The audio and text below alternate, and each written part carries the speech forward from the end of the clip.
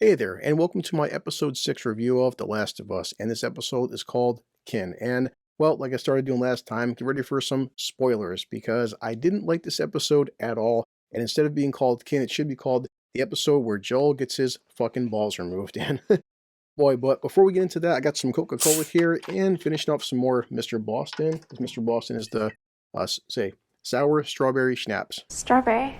Out of all 6 episodes so far, it's damn sure the weakest, and give me a second to tell you why. All right. But before we do all that, let's drink some of this strawberry Coke schnapps here and see how it goes down. Ready? Try this and okay. So, cheers. Let's go. Yeah. It tastes so good. All right, yeah. So episode 6. Apparently episode 6 out of 9. 3 more to go, and I do hope that the next 3 episodes aren't as weak as this one, but give me a second to tell you why I didn't like this episode 4, and honestly, if you skipped it, you're not missing much, so enjoy my intro.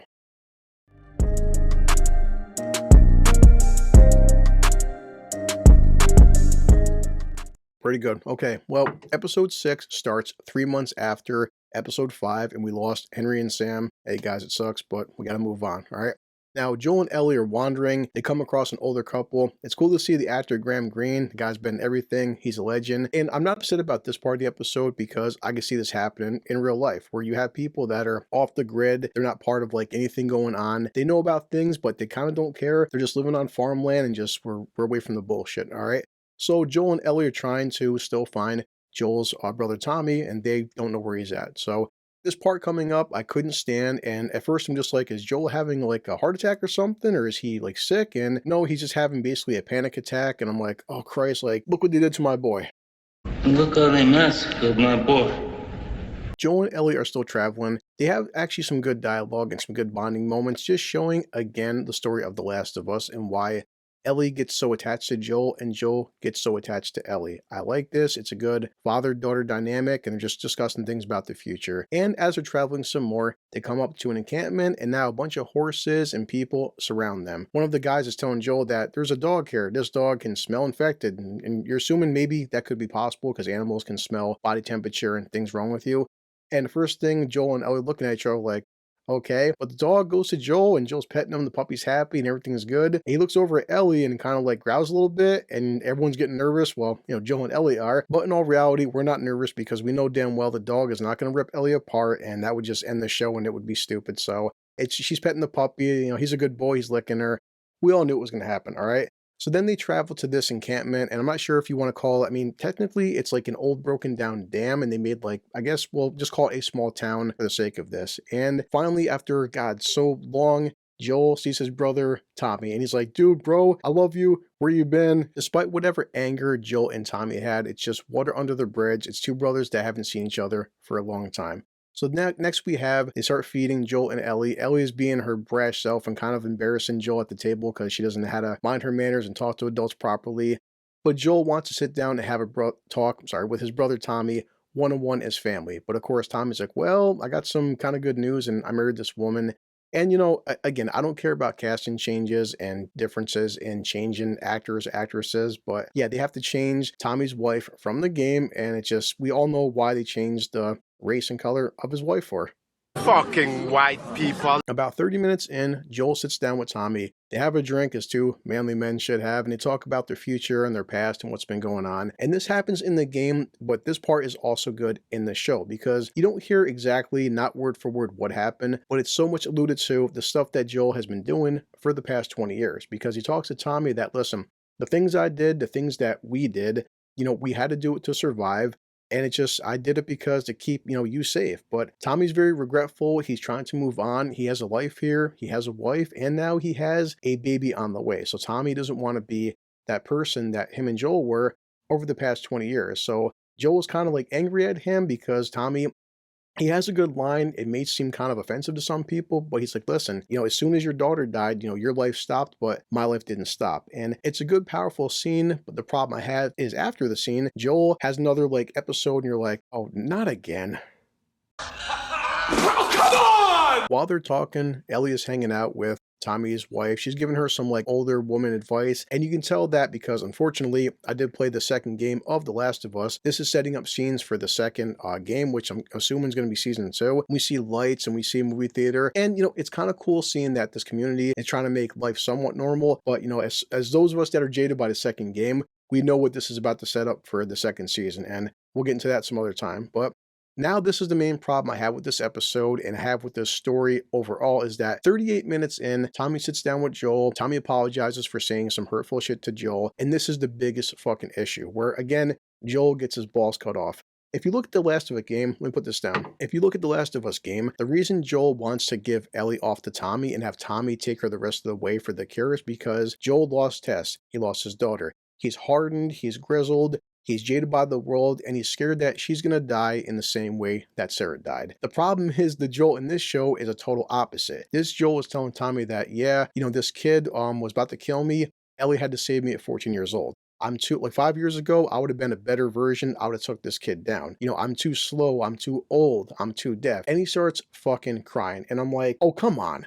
Oh, come on! And this is the problem I have and many fans have, is because I've said this in every single review, is that Joel in the game of The Last of Us has done a lot of terrible shit. And this is his story of redemption and getting basically a new daughter. And this is also Ellie's story of like learning about the world and also gaining a father. Joel in the games is a badass, and he's hard, and he's not trusting, and he would never sit down and keep apologizing and say he's too old and start crying his fucking eyes out like, I'm sorry, a little bitch. And it may seem too hard for some people and may seem too mean, but let's be honest, if some kind of fucking zombie outbreak did happen and you had to freaking kill to survive and you had to do things you're not proud of, the kind of manly man you want is a character like Joel from the games. I mean, I often joke about this because I just took my kid during my one review to see Titanic, and like, oh God, I was crying and stuff, and Jack and Rose, and it's funny when you go into the mall. But if some shit really went down, if riots happen, if a zombie outbreak happened, the last thing I would do as a father figure for my son and my nephew and my family and friends is start breaking down, being like a whiny little fucking, I'm sorry, pussy, because that kind of person cannot exist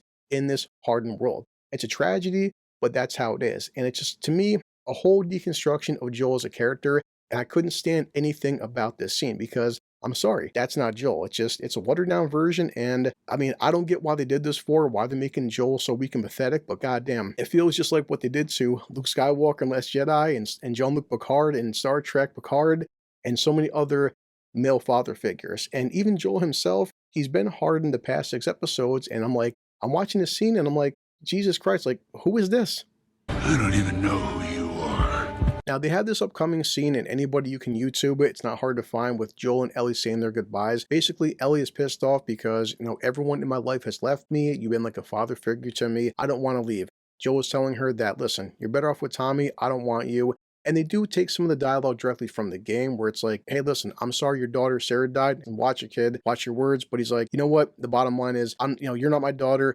I'm not your father. It's not bad, but I can't help to say that Pedro and Bella Ramsey do not have the chemistry that Troy Baker and Ashley had during the game. It's just, if you want to see this scene in the game, go ahead and YouTube it. It's way better executed. So after that, of course, Joel doesn't leave her. He wakes up, changes his mind, and he's like, you know what then? You should have a choice in the matter, and I'm going to keep taking you. So all is forgiven, I guess.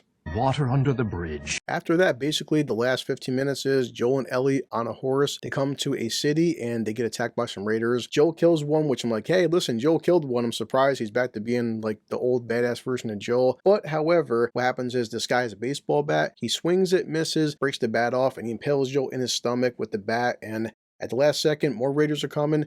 Ellie starts shooting at them. Joel hops on the horse and they go away. And this is also why I've said in previous episodes that the game is like 99% Joel, but there is a sequence in the game where Joel is sick, Joel is injured, and you do play Ellie for a little time period, and she is using some of the skills that Joel has taught her during the past few months of, being a surrogate father. So that part is pretty true to the game, so I'm not bad about that. And that's pretty much it. So that's my final assessment of episode 6 called Kin. Yes, there was some good dialogue. Yes, there was some good moments between Joel and Tommy, and even Joel and Ellie, but just the way Joel acted and having these bullshit panic attacks and this whole different version of Joel, I just couldn't stand that. And I understand the fact that the showrunners want to make Joel not as mean, not as tough as in the game, but don't make him just totally fucking worthless in a sense. Don't make him sitting there friggin' crying and begging and pleading. That's not Joel. It's not who he is. So that for me, in terms of a video game adaptation, is my worst episode so far of the series in the past 6 episodes. And I can only imagine that if you're watching this and you haven't played the games, just seeing Joel be this character. I mean, he's not been as tough as the games, but he's still a tough dude, and he's still pretty, gruff, and he's still pretty, hard and shit. And just watching him have constant fucking panic attacks for no reason, I didn't like it. I'm not gonna lie. So it's definitely, if you want to see this entire sequence, check it out in the game, but damn sure the weakest episode, okay? And I'm just being honest. So we have 3 more episodes to go. We'll find out what happens, but yeah, well, I don't know. I mean, I'm hoping that maybe this was just one bad episode, and I guess we'll see, okay? But as always, I'm going to check my watch, and I'm low on time, on break, gonna have to edit, and I'm gonna have to return to my job, and we all know how I feel about my job. I hate my job! So let's finish this, grab Bender, let me edit this, and hope you liked my episode 6 review of The Last of Us. Ken, you ready? This calls for a drink. Okay, I'll see you next time, and then I'm going to head back to work.